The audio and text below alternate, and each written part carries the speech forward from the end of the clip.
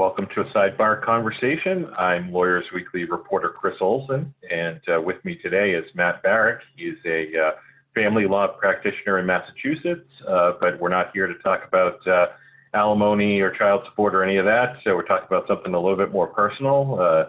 Matt's struggle with and ultimate triumph over weight gain. Thanks for joining us today, Matt. Thanks for having me, Kris. Always fun to talk about weight loss, weight gain during a pandemic. Right, exactly.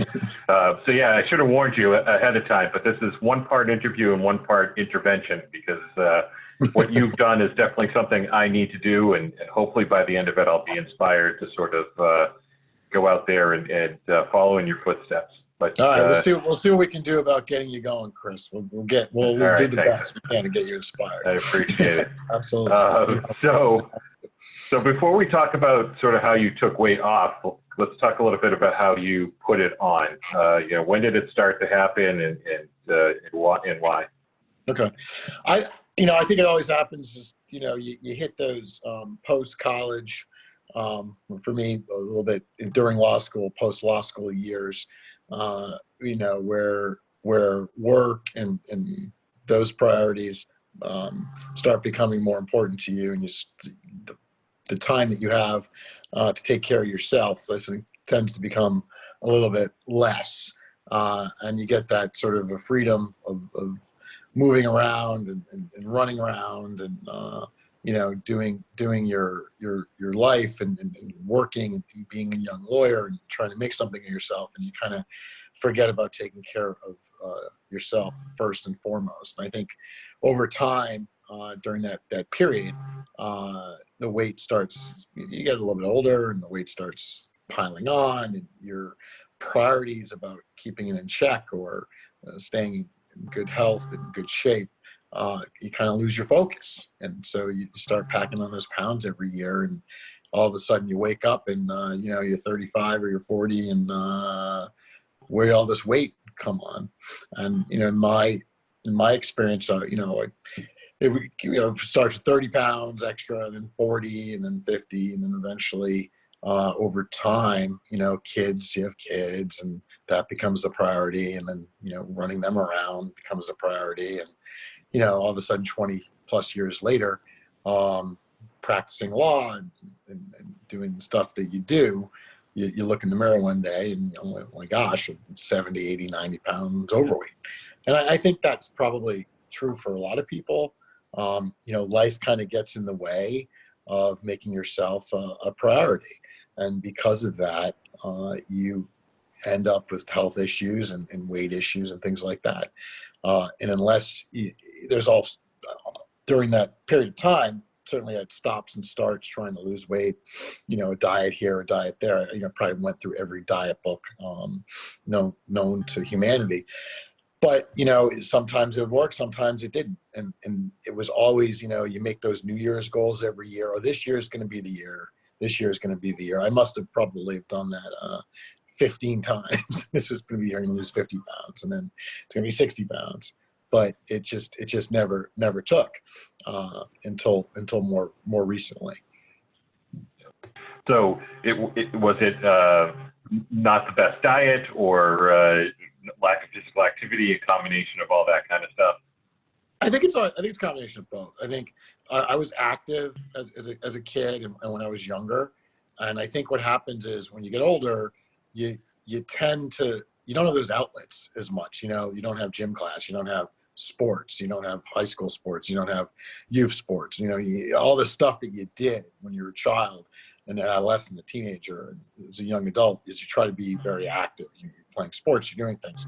So I think you can eat whatever you want, because to the extent that you're growing and you're eating, as you develop into an adult, you're blowing off that stress, you're blowing off the excess calories. And then, when college hits, you try to do it. And then I think over time, that commitment to staying healthy by working out or by playing sports or intramural sports, whatever it is, it kind of loses it, because other priorities take hold, and you end up choosing those things, and you don't have the time or the energy or the commitment to sort of make sure you're working out. And then the eating starts, and then your metabolism slows down as you age.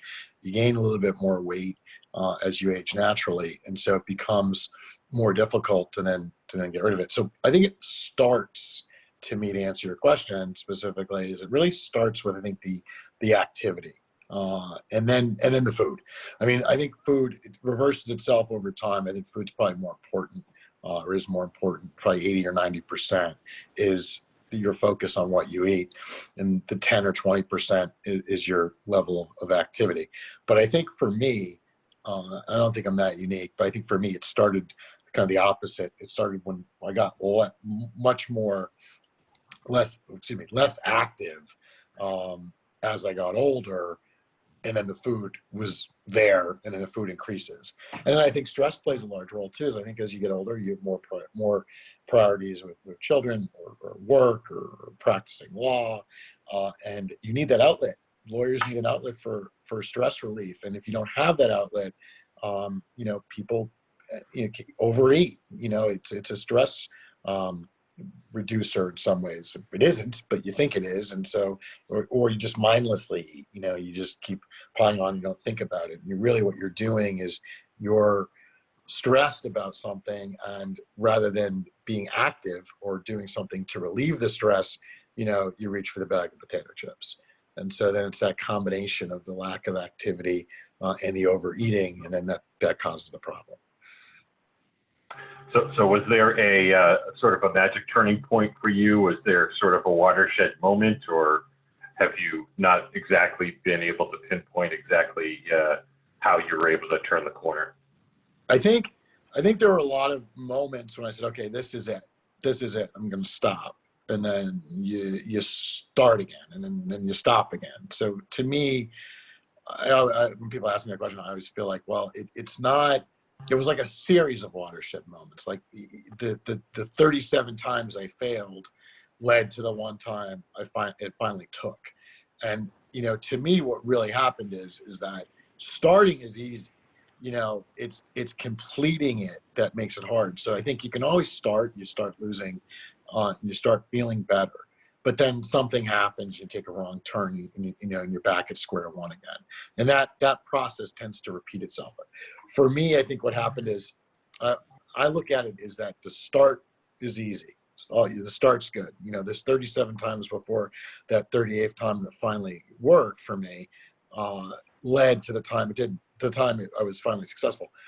When I started, so to speak, the 38th time, that was fine.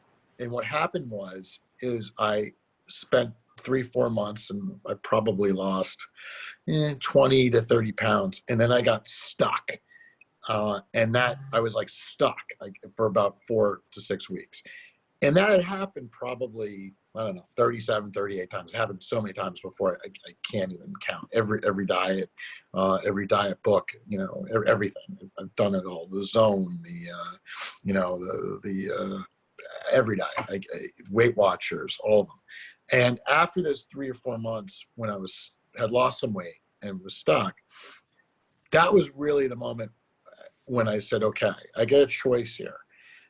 I've done this. I've gotten to this point so many times before. I can either go back and just give up like you always do, or I can push forward and double down. And what I did is after that 3-month period, I doubled down. I decreased my calorie content significantly. I said, I'm going to do this and see how it goes. And instead of going back, I'm going to go forward and press forward. So to me, the starting is easy for everybody. That's not a problem. You can start, you can lose that 15, 20 pounds. It's the pressing forward. And that's when the rubber meets the road. And I think that happens to a lot of people. I think that you have to decide at that moment in time, am I going to march on? Am I going to continue this? And really, am I going to double down? Am I really going to commit? Because now what's nice about when you lose the initial 15, 20, 25 pounds, you're not starting again. I think I kind of tricked my mind. I said, look, I'm at a better place. I still have to lose 40 pounds or whatever it was, but I don't have to lose 70 pounds. So I'm getting there. Let's finish this. And I think that's the moment. You really have to say to yourself, I'm going to finish this now. I'm not going to turn back, and I'm going to really double down on my commitment. And that double down moment is what, to me, kind of led to it. I just said, I think I was having lunch with a client, and we were talking about it. And there were some ideas that were thrown out about how to maybe to do it. And I kind of left that meeting, and the next day I was like, you know what, I'm not just going to keep going, but I'm going to keep going even better, and really reduce my calorie intake and really go for it. And then, it keeps going and going, and then it perpetuates itself. And, now I'm here almost 2 years later and doing well. And I've kept off the 85 pounds and, feel better and, amazed every day. It's still a struggle. I mean, to me, it never ends. I'm still counting my calories. I'm still exercising a lot, but I'm committed to it still. And, you feel better. And it's that feeling of accomplishment that every day when you wake up in the mirror and you see it, and every day when you feel it, and, when you're more active and you clothes fit and you can buy new clothes, it just keeps on keeping on. That's what I'm doing. So you haven't necessarily eliminated anything in terms of particular foods or anything like that, or? My diet's very easy. This is what you do. I'm going to tell you what you do, Kris. This is what you do. All right, excellent. All right, you ready? This is what you do. You start with a big breakfast, okay? And you eat eggs. You eat lots of eggs. You can eat bacon. You eat eggs. I have about 300 to 500 calories for breakfast. By the way, I'm not a dietitian. This is the every person's diet. But it worked for me. It's simple math with the calories. If you restrict your caloric intake, it's going to work no matter what you eat. And I think that, to me, having that big breakfast was key. And what's interesting is, I think what started the weight gain years and years ago was the fact that I would skip breakfast. And I think people that skip breakfast end up with weight problems later in life, because it is important. It's that old joke, it's the most important meal of the day. There's something about when you eat a larger breakfast that it regulates you to eat less throughout the day. And if you eat a high protein breakfast, and that's where the eggs come in, or bacon or things like that, it fills you up. So you're satiated. So you feel better. You stay full longer, and then you don't reach for things. So what I did, very simple. I only eat 3 meals a day. Big breakfast, mostly eggs. Over time, I've switched it up a little bit because I'm very carbs light. I don't eat a lot of carbs, as I'm going to tell you what I eat. Very light in the carbs, and particularly when I was losing weight, I was very restrictive on carbs. Now I'm a little bit more open-minded because I'm just sort of maintaining, but I still start with that big breakfast. And then for lunch, very simple, just some protein, turkey, chicken, deli, cooked chicken, eggs again, if it's around, about 200-300 calories. That's it. All day, drink a lot of water, drink a lot of tea, drink a lot of coffee, no soda, no sugar, no snacks. And then for dinner, it's sort of a repeat. I would have vegetables, or still have vegetables, a lot of broccoli. It's really terrific. Cauliflower, things that will fill you up. And then protein, chicken, fish, a hamburger, and that's it. And then you repeat the next day, and you keep going.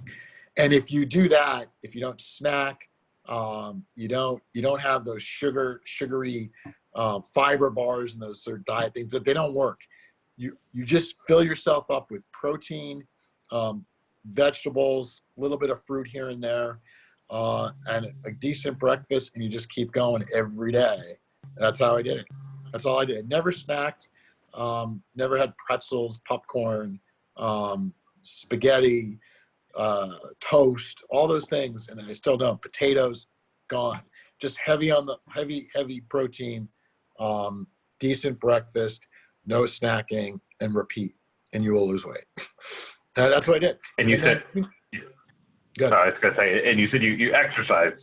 You're exercising. Yes, I started walking because I couldn't run.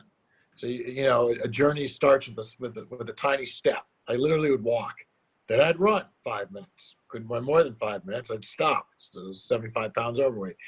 Run for 5 minutes. Walk for 5 minutes. Then run for 10 minutes. Walk. And eventually, up until I got hurt my hamstring, I was running about 25 miles a week about a month ago. And I started doing races. I won a race in Arizona for my age group. And I've been doing virtual races during the pandemic until I got hurt. I found the love of running. As a kid, I was a pretty good athlete, but I played sports, but I hated running. Couldn't stand running, but I love it now. Now that I can't run because I'm resting my hamstring, because I probably overdid it a little bit, I've been biking and walking when I play golf and doing that kind of. But you start slow, because if you're restricting your calorie intake, you don't want to overdo it, because then you'll start eating for what you replace. You tend to overeat, so you got to kind of keep it to a minimal. And then as you lose the weight, you kind of reverse it. Now I eat a little bit more for the most part, but I'll exercise a lot more to kind of make up the difference. But you just start. The thing is, the starting's easy, but you start it, you get going, and then you just keep to it, and you just got to keep on it, and just keep doubling down in your effort and being consistent. And you find things to inspire you. The racing, not that I'm fast, because I'm really not, but because I'm older now, I can be somewhat competitive in my age group. It gave me something to look forward to. So even through the winter before the pandemic, I was doing these road races and really enjoying it. So you kind of you trick. I call it, you trick your mind. For me, buying new clothes is a big thing. Throwing out the fat clothes is a big thing. Like, you do stuff to reward yourself along the process that makes the journey more fulfilling for you, and so that you'll stay on it and you'll keep committing to it, day after day. And then, the days recede, and, you wake up and the results are there. And as you see those results, it really makes you feel good. I mean, I stepped on a scale every day for almost a year. I count everything I eat. I think I've been counting almost for 2 years now. I look back and see, and this is a good day, that's a good day. And, not every day, people aren't perfect. You're going to have a day or two when you're going to regret, but then you make up for it, and for the next 5 days, the next 6 days, and it gets easier and easier. But you still have to be very cognizant of what you do, and I have to stay on that schedule of how I eat, and making sure that I'm working out and feeling good. And then you just feel better. You feel better, and that's inspiring. Yeah, and I know one place that a lot of people get a lot of carbs is alcohol. Did you still? Yeah, I kind of got rid of my since I wasn't eating carbs or using carbs. I stopped. I was never a big drinker, but I stopped drinking pretty much. I like a glass of wine here and there. I occasionally will have one, but it's few and far between. So my wine collection is sort of just sitting there now, but I'm not using it very well. I just, to me, it's kind of a waste of calories. But I think you have to cut out the drinking. I do, because I think there's what I've taught when I talk to people about losing weight. A lot of people, particularly younger people, or people, I'm 50, but people that in their 30s or 40s that, know I've lost weight and have come to me for help, they still drink, and, they'll go out, or they used to go out. Eventually, hopefully we'll go out again. But, they'd have that drink, or those glasses of wine, and and it pulls them back. So I think avoiding wine, avoiding beer, avoiding alcohol, when you're losing, is probably the way to go. I think certainly in moderation, there's nothing wrong with it. And as you're maintaining here and there, you could do it, but you got to choose. You got to make a choice, and you got to choose. Are you going to be filled up by a glass of wine? If you're restricting your calories, probably not. But if you build it into the appropriate caloric intake for yourself, then maybe here and there, but not. So I know. Yeah. So I know at some point you were writing a book. Is that something you're still working on? I'm still working on it. I have to get going on a little bit more, but there's some interest in it. The Fat Lawyer's Guide to Losing Weight. I think there might be a market for it. I hope there's a market for it. So I have some ideas. I mean, I'm not a nutritionist or dietitian. I'm just a normal sort of middle of the road kind of person. But I was able to do it. I'm hoping that there's a message in there and a different way to look at it, and really a common sense approach to trying to do the right thing for yourself. And hopefully I'll, over the course of the next 6 months, I'll get cracking on it and get it out, and we'll see where it goes. Yeah. Yeah. No, I think, like you say, there might be a market for it, just because I think there are some unique aspects to the legal profession in terms of stress and in terms of just how busy everybody is, it takes, it sounds like what you're saying, it takes a real conscious effort to kind of make time for everything that's involved with losing weight, but it can be done.